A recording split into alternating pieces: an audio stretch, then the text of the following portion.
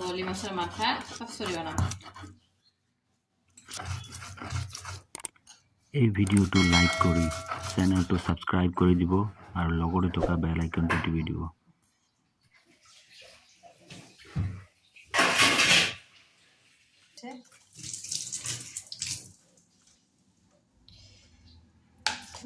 এইখিনি কাঁচা জলকীয়া লৈছোঁ মাছ চচ্চড়িটা দিবৰ কাৰণে।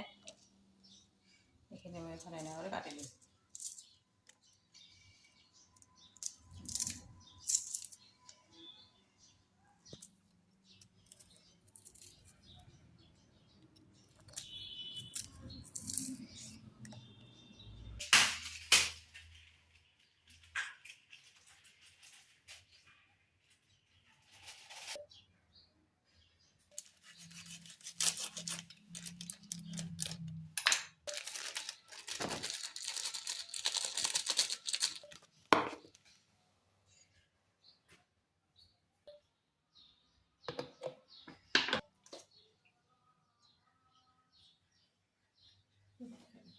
ডাঙৰ বলি মাছৰ মাথা দি বলি মাছৰ মাথা চচ্চড়ি বনাম। এইবাৰ লৈছোঁ বলি মাছৰ মাথাখিনি আগতে লৈছোঁ কেৰাহীত। 5টা 6টা কাঁচা জলকীয়া লৈছোঁ ইয়াতে, কাটি লৈছোঁ ইয়াতে। এইখিনি হ'ল ৰহুন আৰু পিঁয়াজ আৰু ৰহুন বটা একেলগত মই বটি লৈছোঁ। এইখিনি গটাই দিলোঁ।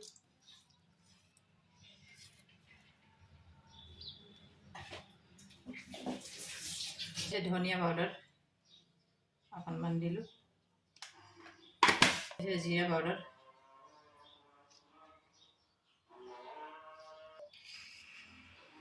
এটা আছে হালধি পাউডাৰ,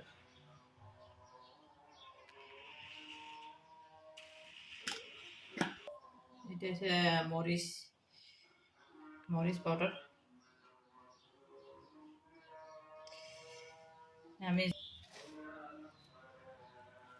এটা আছে নিমখ, খাওয়া তখন নিমখ দিলোঁ। মই এখন দিয়াতে কমে দিলোঁ, লাগিলে পিছত দিম। আৰু এখন দিম মই ইয়াতে মিঠাতেল,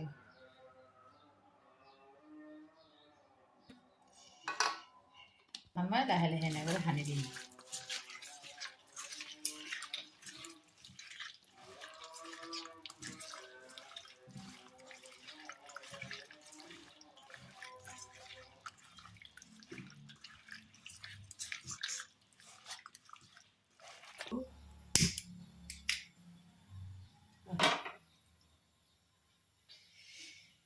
ইয়াতে মই এখন পানী দিম, ইয়াতে ধুই দিম।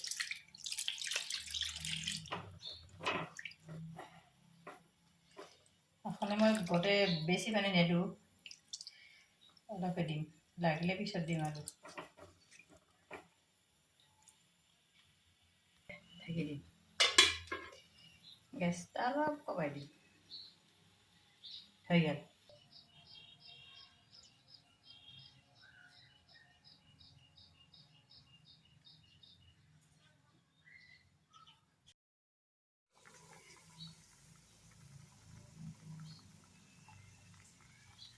মোৰ বলি মাছৰ মাথা চচ্চড়ি এরকম হৈ আছে। এইখিনি পানী গোটেই শুকাব লাগিব, তেতিয়াহে মাছটো খাই পুৰা টেষ্টি লাগিব। মোৰ বলি মাছৰ মাথাৰ চচ্চড়িখিনি হৈ গ'ল